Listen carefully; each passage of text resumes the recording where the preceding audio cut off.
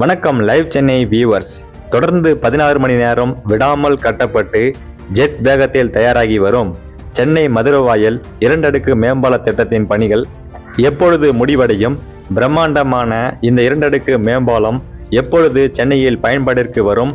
இந்த மேம்பாலத்தின் சிறப்பம்சங்களை பற்றி இந்த செய்தி தொகுப்பில் விரிவாக பார்ப்போம்.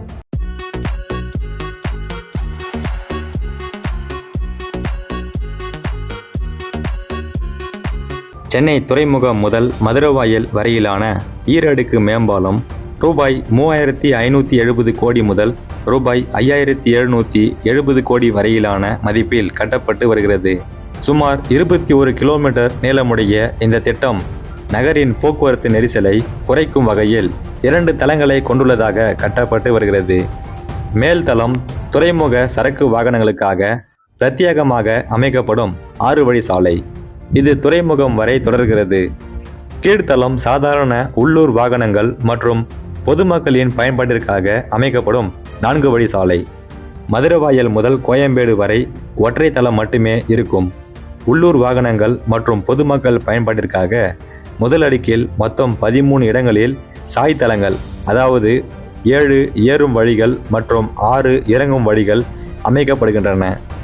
கோயம்பேடு சிவானந்தா சாலை, ஸ்பர்டேங் சாலை மற்றும் கல்லூரி சாலை ஆகியவற்றில் வாகனங்கள் ஏறி இறங்குவதற்காக சாய்தளங்கள் அமைக்கப்படுகின்றன.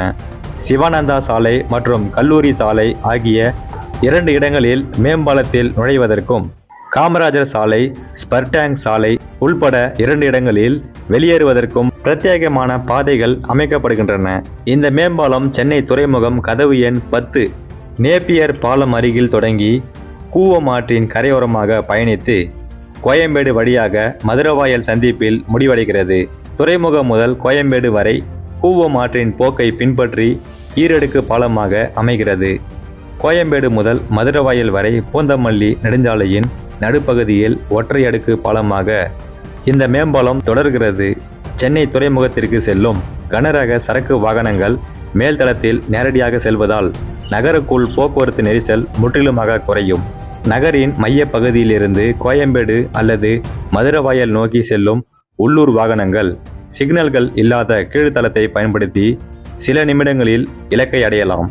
செம்பரம்பாக்கம் அருகே உள்ள 64 ஏக்கர் பரப்பளவிலான யார்டில் மேம்பாலத்திற்கான பிரம்மாண்ட கான்கிரீட் தூண்கள் மற்றும் பாக்ஸ் கார்டர் தயாரிக்கும் பணிகள் அதிவேகமாக நடைபெற்று வருகின்றன.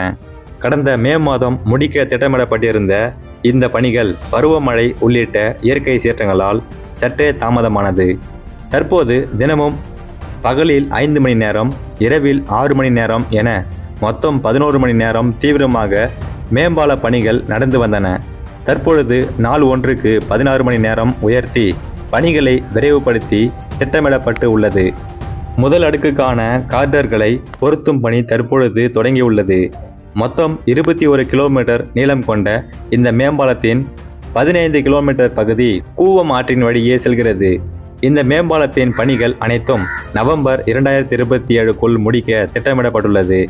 இந்த மேம்பாலம் பயன்பாட்டிற்கு வந்தவுடன் தினசரி சுமார் 20,000 உள்ளூர் வாகனங்களும் 5,500 கனரக வாகனங்களும் இந்த சாலையை பயன்படுத்தும் என எதிர்பார்க்கப்படுகிறது. இது நகரின் உட்புற சாலைகளில் நிலவும் நெரிசலை பெருமளவு குறைக்கும். வரும் காலங்களில் வாகன போக்குவரத்து அதிகரிப்பதை கருத்தில் கொண்டு இந்த திட்டம் வடிவமைக்கப்பட்டுள்ளது.